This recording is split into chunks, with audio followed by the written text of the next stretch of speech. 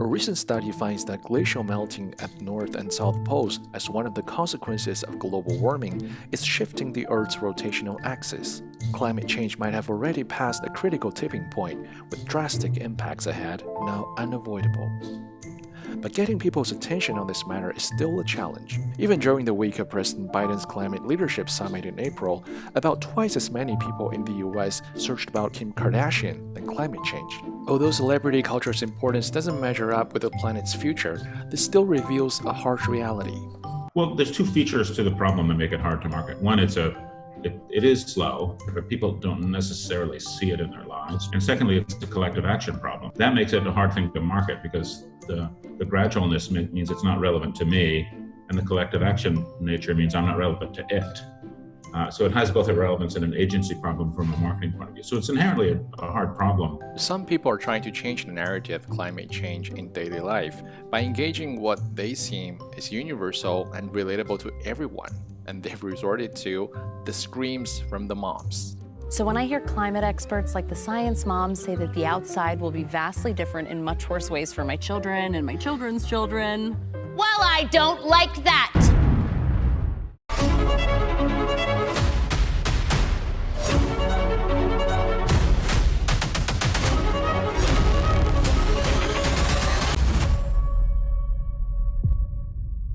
The name Science Moms is somewhat self-explanatory. In an interview with the Washington Post, one of its founders, Texas Tech University's atmospheric scientist Katherine Hayholt, described her encounter in Alaska with a woman who was extremely concerned and worried about the world that her child would live in. And Hayholt discovered that it was easier to engage with her and address her concern from the perspective of a fellow mom rather than a climate scientist. The most important thing to do is, instead of starting up with your head, with all the data and facts in our head, to start from the heart. To start by talking about why it matters to us. To begin with genuinely shared values. Are we both parents? Do we live in the same community? Do we enjoy the same outdoor activities? I truly believe, after thousands of conversations that I've had over the past decade and more, that just about every single person in the world already has the values they need to care about a changing climate. They just haven't connected the dots. And that's what we can do through our conversation with them. The advice that Hayholt gave to that woman in Alaska to channel your fear into action is now the message behind a $10 million public campaign.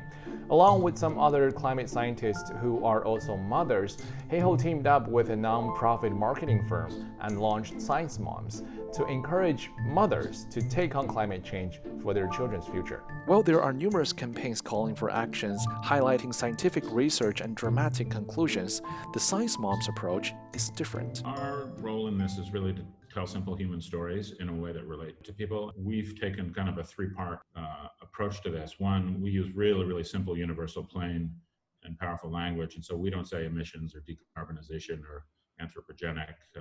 We talk about a pollution blanket that's overheating the earth, and what do we need to do? We need to move to clean energy. So we really try and simplify the issue. Secondly, we try and make it relevant to the individual. And in the case of a mom, that's really about the life of her son or daughter. And then the third one is to make it come from people like me. And so having a messenger who you know and can relate to and you can trust, and that's the role of the Science Moms. They're both scientists and moms. That is a very interesting sweet spot. More Americans are now realizing the climate threat, as tracked by Yale's program on climate change communication.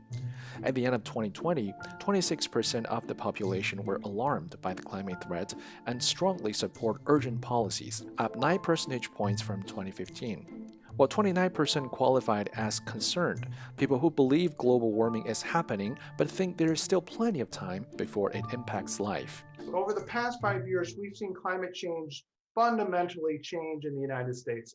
People are much more engaged, much more worried about, much more supportive of action over those 5 years. And that reflects a deeper shift in our underlying political, social, and cultural climate of climate change. It's why you see, for instance, the Biden administration, in stark contrast to the Trump administration, saying climate change is absolutely real. It is absolutely human caused. It is an urgent and global threat that we must address right away. That is part of that political change that has happened within the United States. Yet getting the message out is still very slow. 72% of Americans at the end of 2020 believed that climate change is happening, up only a single percentage point from a decade ago. How exactly climate changes is a scientific study, and sometimes theories can feel a little bit too distant or too abstract, making it hard to engage the general public. Grassroots initiatives like the Science Moms can effectively dismantle that barrier by turning something complex for most people into relatable neighborhood conversation. Climate change. Let's protect our kids' future. Later's too late.